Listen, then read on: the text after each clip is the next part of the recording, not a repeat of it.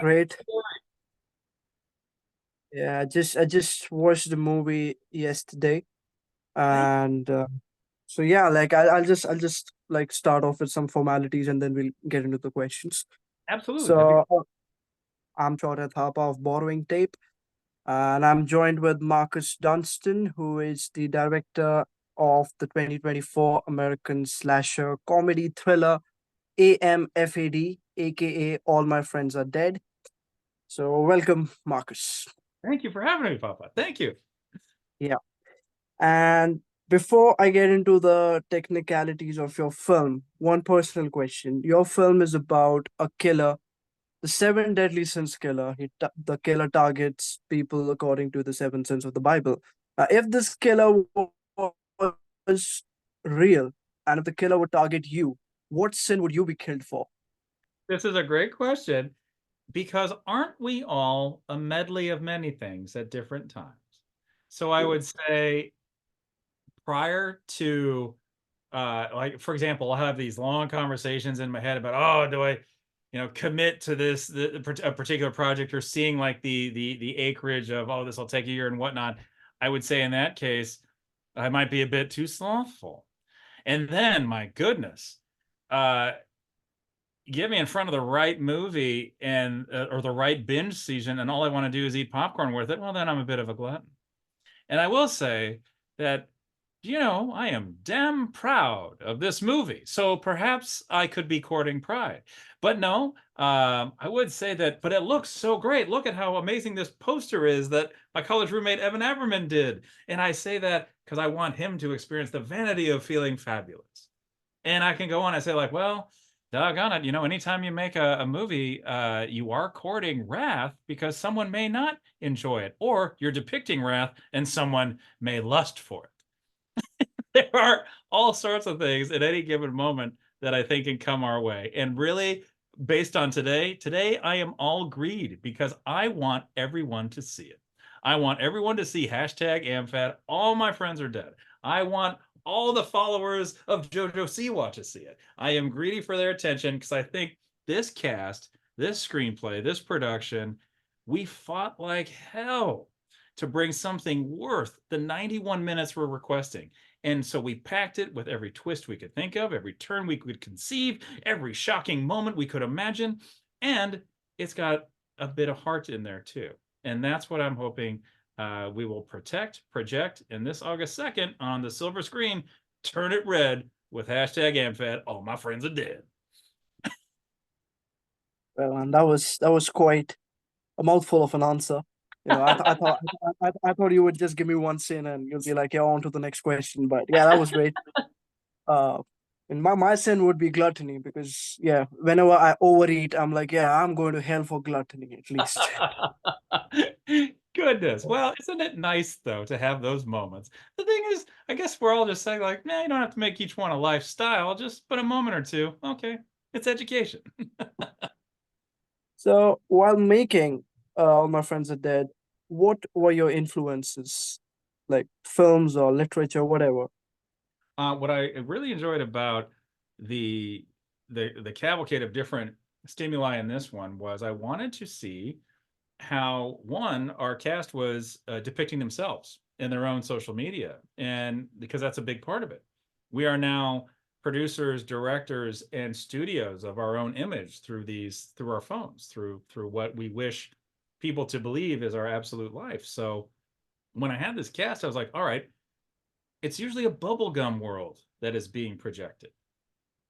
It's perfect. The perfect yacht, the perfect pool, the perfect party, the perfect look, the perfect outfit, the perfect vignette around light. And thought, okay, well then our first act will take place in the bubblegum world. And if our cast, if our suspects, if you will, our group of friends, if they were to keep on going on this road trip and it succeeded in the concert and whatnot, it might have been a late 90s, early aughts road trip sort of comedy where they learn about the frustrations, foibles, heartbreaks, heartaches, and makeups and breakups of life. But no, someone else is watching them, someone with the rules of the horror movie. So at an unconventional point, our opening credits slam home once the horror movie takes the keys of this road trip over. and says, we're going to play by our rules. And then the whole color dynamic and everything changes to the more saturated, cold, saturated and cold and vibrant and of Italian horror cinema, because I love the Dario Argento, Mario Bava films where such a confident Technicolor matrix system depiction. And what I also enjoyed about the pastiche of all of those is anymore, with a social media attention span, you know, in such a quick amount of time, you almost know on the first scene, the first half hour, maybe you'll get a little bit of that time to really grab someone. So even thinking of our movie trailer while making this, what that trailer would be, and I would ask anyone with a consideration to see a movie to check the trailer out, because it is a fair representation. This is a sugar rush. This is an adrenaline spike to the eyes, to the mind, constantly. Bum, bum, bum, bum, bum. And we want to grab your attention, keep it, and for 91 minutes, twist you and turn you in the dark till you're delivered, hopefully, with a full heart and are like, wow, I didn't see that come. Talking about your characters, like I've seen this trend in the new Scream films with Jenna Ortega, and I watched this in Bodies, Bodies, Bodies, and in your film, that you have these, whenever you have these lead characters who are like influencers or addicted to social media, they are loud, obnoxious, and annoying. Just like the real deal, maybe. So now, considering the characters and the actors are very young when compared to you, or even your right is Josh and Jessica. So, how did you nail the Gen Z attitudes of these characters? That was high praise. Thank you very much. Well, Josh and Jessica's script already had the eavesdrop quality of it. But then the trick is so in that first act, it is uppercase, everything working, everything's firing on the pistons of their choice. The reputations are what they've manufactured. It's when the rules of their genre start to fall away and the rules of the horror movie come up that we see each of these characters has another layer, many layers. They're each capable of a moment of drama, dark humor, and acerbic wit.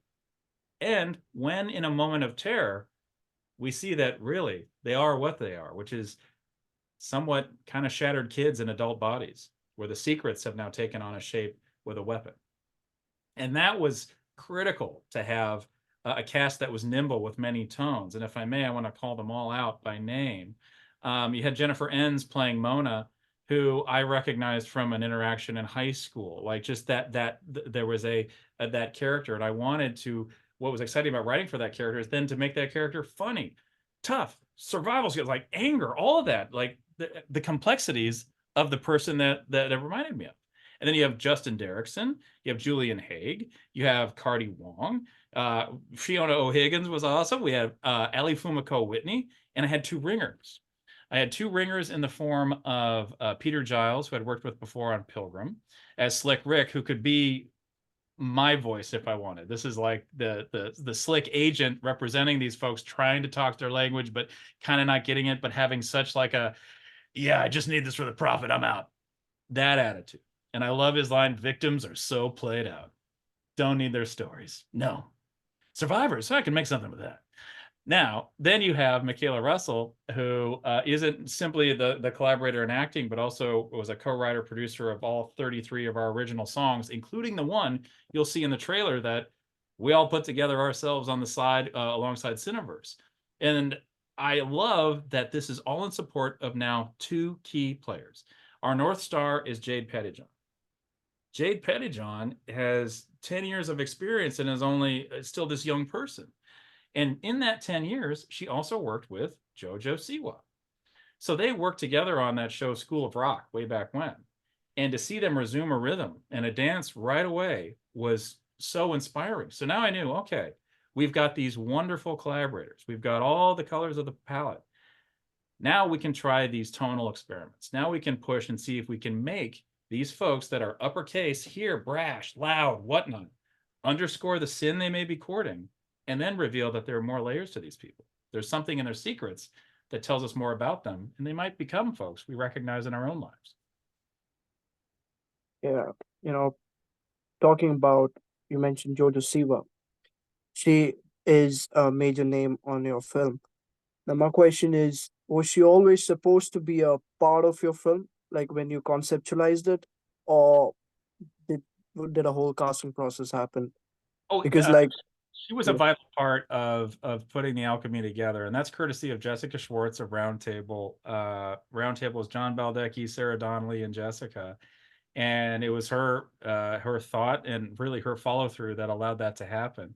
Because the screenplay by Josh and Jessica really creates this heart in the character of Colette, and it was a marvelous experience to work with JoJo Siwa and see her bring that character to life, because there's a haunting quality to it, there's a yeah, heart to it, and there's unexpected layers that I didn't know of JoJo Siwa that came out in abundance, and it's going to surprise people, and I think it's going to surprise them in the very best way possible. And while we're in here, I gotta beg anybody, please watch through the credits. We don't stop twisting and turning until the last image flickers out. Everybody that was a part of this gave all they had. So pound for pound, we would be entertaining, surprising, shocking, humorous, but you'll never see what's coming. That's the thing. If you might guess one twist, but you won't guess all four. talking about the end credits, is a sequel confirmed, Hmm. or are you just playing games at the moment? I love that phrasing. Do you know the final arbiter of any of those hopes is the success of it? We could be absolutely ready to go, and if this one disappears off the radar, then that wouldn't be a wise move. But we're ready Uh, should success extend the olive branch. So that's why I'm hoping. I really want folks to put this on its feet and give it a shot, because that would be fun. That would be great. so I mean, you're used to sequels and franchises, so like be it Feast, be it Collector, the Saw movies. So like considering you have worked in gnarly, gory horror before, and I mean, obviously you worked on Saw movies, so like that's like slasher royalty. So how was All My Friends Are Dead different from your previous horror ventures? I mean, the obvious difference for me personally was that it was more comical, it was darkly funny. But what kind of, slasher tropes you try to avoid while making this compared to your previous ventures? So there was a lot. Thank you for that question. There was a lot that was a nice challenge about this, and plus I was directing a script I hadn't written. I was entering the fray of a murder mystery with an ensemble. I had been a part of and a co-writer of movies where we know who done it, and it's just when's it going to happen. This being a mystery really was leaning into learning more about these characters, understanding that why they might be inclined to violence, why they may be a target of violence, why we should be suspicious or root for these people. That was a great challenge. Now, when it comes to slasher elements to potentially avoid, I will tell you an exact story.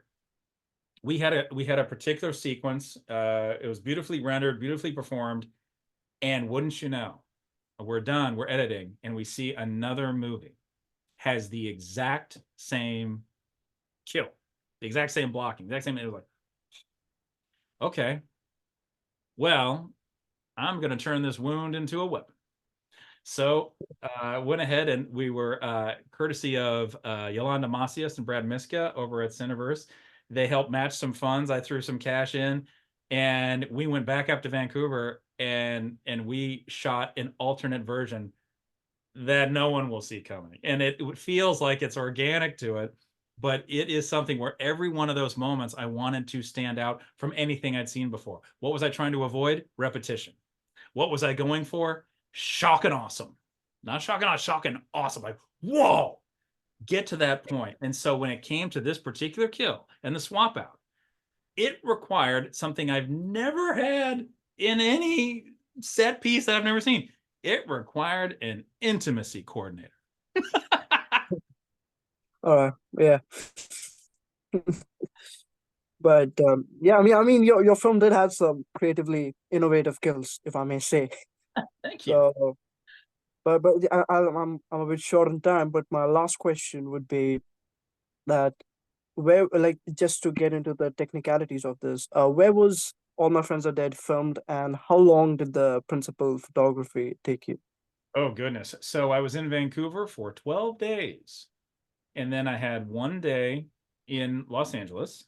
And then, courtesy again of the aforementioned Yolanda Macias, Brad Miska, and myself, we put together a pot and actually added another 5 days and that allowed us to um, look at the movie and then keep building. There was just a lot. It was really cool to see this form and evolve.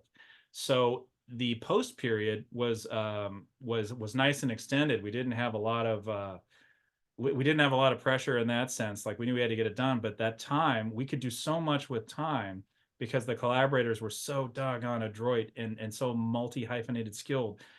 This comes down to editor Andrew Coots, who not only was this marvelous editor alongside Andrew Westman, alongside Mel Kwan, but Andrew Coots also was a special effects super maven. So we had a budget for maybe 50 special effects, visual effects, but we have over 365 because a phone screen does count as one, the interaction, the text and whatnot.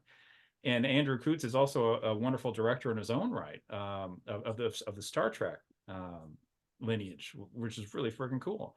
So to have that collaborator, that was great. And it took post was almost not like a traditional post. It still felt like a vital part of production. And I kid you not when I say the last two shots of this movie were done on my iPhone in that living room. To the last second, we were coming up with ways to torque. Yeah, I mean that seems pretty apt for a film so fixated with social media. Shooting a few scenes on an iPhone seems very suitable.